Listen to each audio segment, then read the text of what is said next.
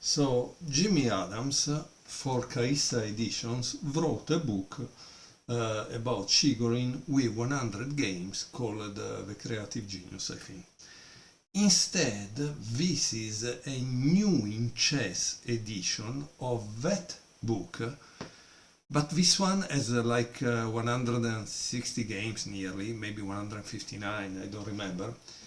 But in reality, there are other Russian books inside this one that were not published or translated in English. So with this book you practically get nearly 700 pages about Chigorin, that is considered the father of the Russian chess school.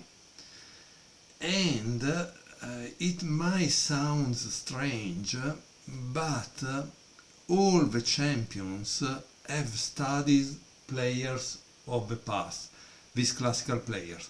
Yes, maybe they were not strong like us, they didn't have the computers, and so on and so forth, but they still had a lot of creative ideas, they created their own openings, they studied very hard with the limited tools they have. I would like to show you some of the games. One game you will see will be against Tarrasch in a match in which Chigorin shows a very interesting endgame skills.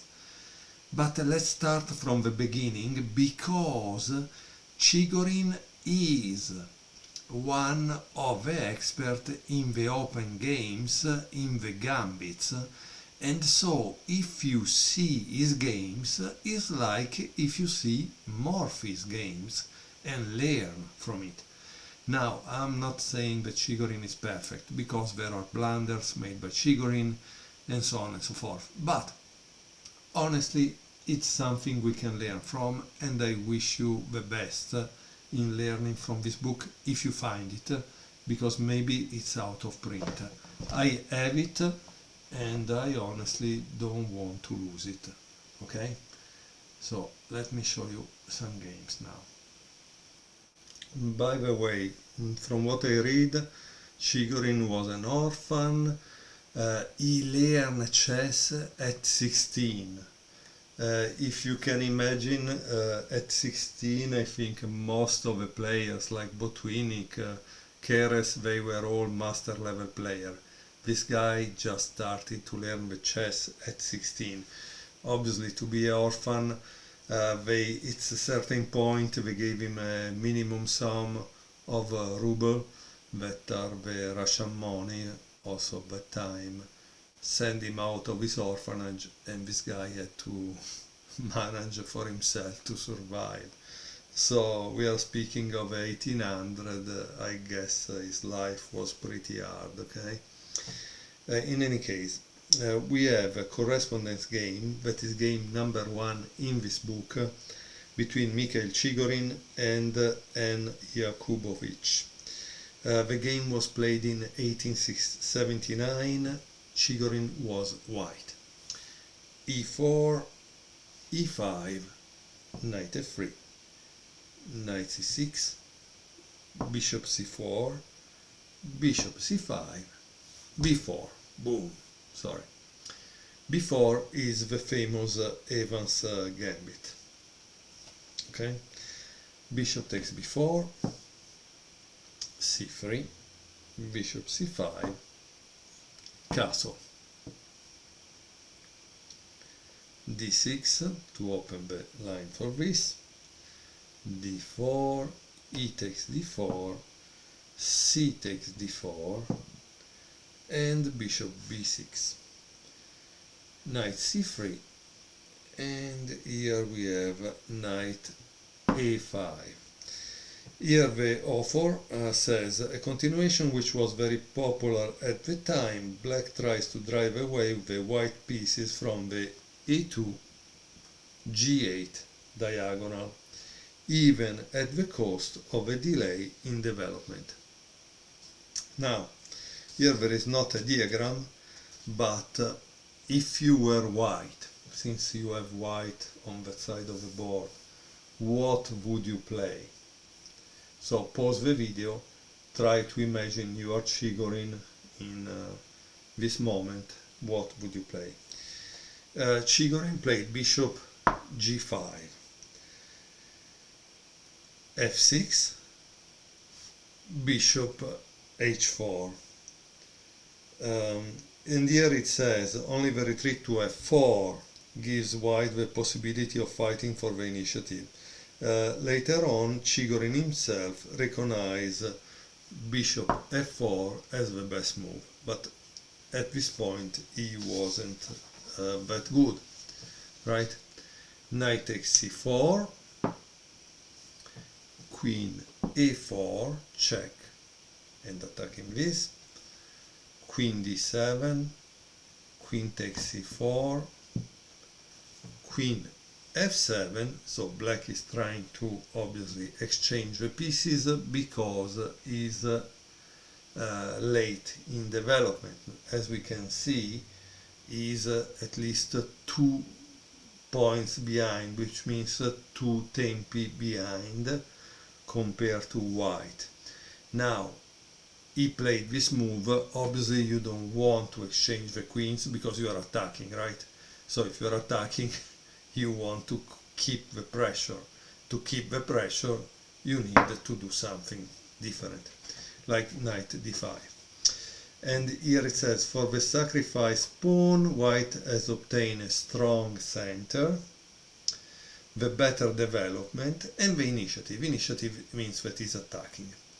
Black must not only prevent the breakthrough e4, e5, but also repulse the positional pressure on the queen's flank. To do this is not altogether simple.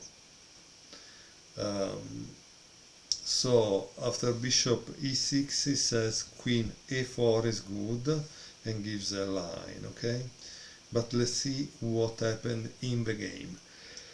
Let's keep in mind it was correspondence in that time, they didn't have computers. Knight h6, rook a d1, bishop g4, pinning, queen c1. Wow, very interesting move. What does it mean? And why did they put an exclamation point? Okay, because probably now he can move this, because the queen is not here unprotected. So that's the problem, right? So black must understand what white wants to do at this point. Okay, let's see. Bishop takes f3, g takes f3, castle is also marked as a good move, and here it says black succeeds in completing his development. Now Chigorin could win a pawn by queen takes f6, g takes f6, queen takes h6. But after queen g6, queen takes g6, h takes g6, the game is completely equal. So it's not something that white wants to do.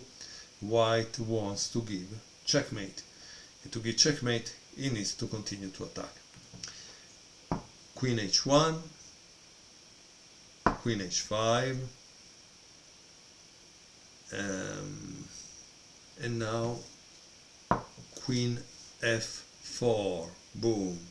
White makes a heroic effort to sharpen the game and hold on to the initiative, which is slipping away.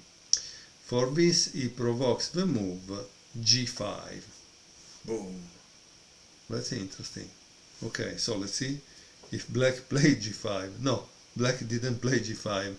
So here the note is a kind of important, because if you play g5, white plays knight take f6, rook takes f6, queen takes f6, queen takes h4, rook g1. And at this point I don't know how much you can see more, because it's a kind of, we are already like three, four moves. So I don't know. You can see all the line when you buy the book. I will not try to visualize more than this because it seems a little difficult. However, in the game, black played king h8 because he probably saw that g5 wasn't the way to go. Yet, boom, Chigorin attack.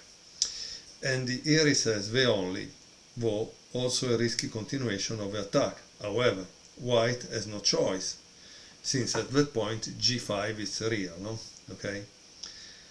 So what do you play now as black?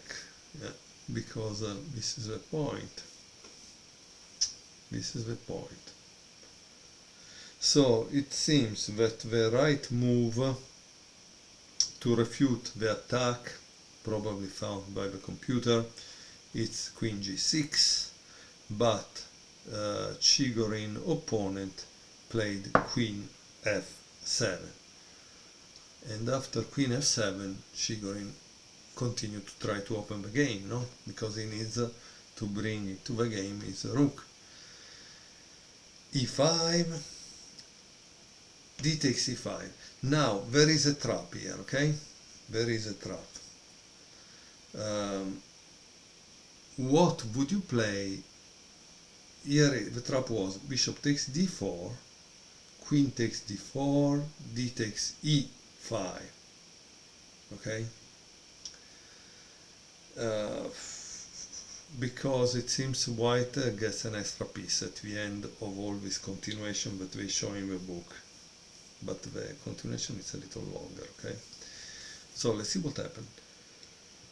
D takes e5, d takes e5,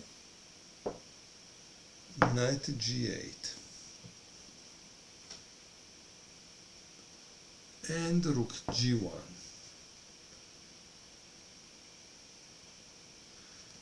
g takes f6. So if you take with a knight, there is f, e take, g takes, and rook d7, queen e6, and queen h6 win. Very interesting. And you see, this is just 3 moves, but you need to be able to visualize them, otherwise you are not going much, right?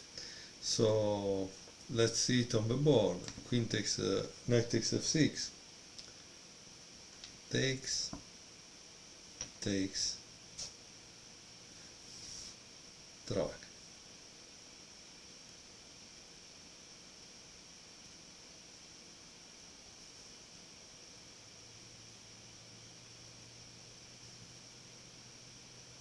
So you say, why cannot take? Because there is a checkmate here, practically.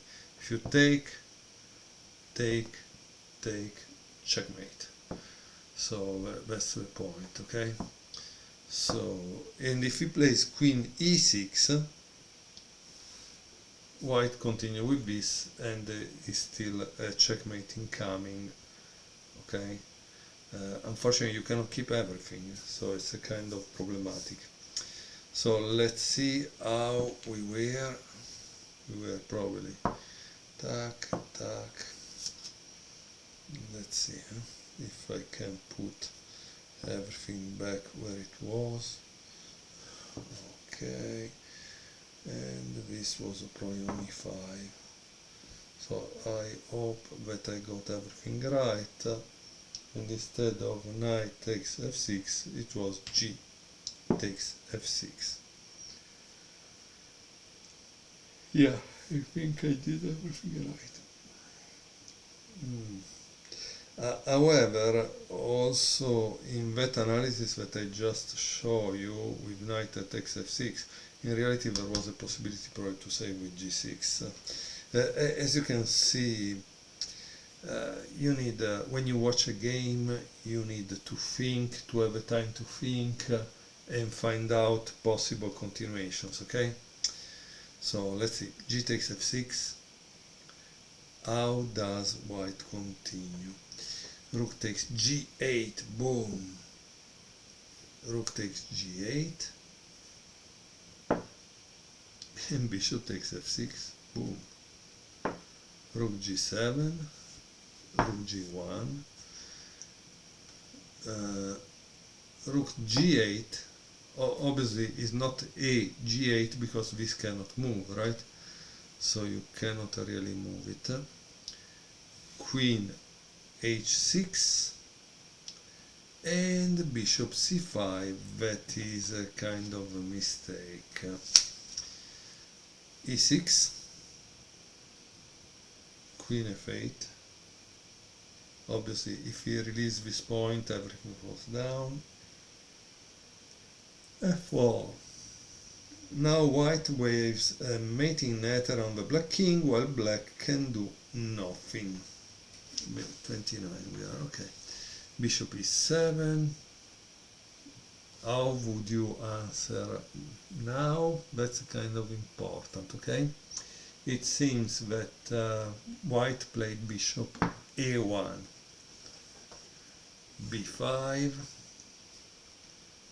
f3, c5, f5, b4, rook g3, c4, and the end comes now with queen takes h7. Okay. So what happens after king takes h7? Rook h3. Now you understand why it's important, this one, right? This cannot move because there is this. So rook h3, bishop h4, and rook takes h4, and it's over. A game which is remarkable not only for the extraordinary position with its cluster of pinned black pieces, but also for Chigorin's skill in exploiting every possibility to preserve a dying flame of attack.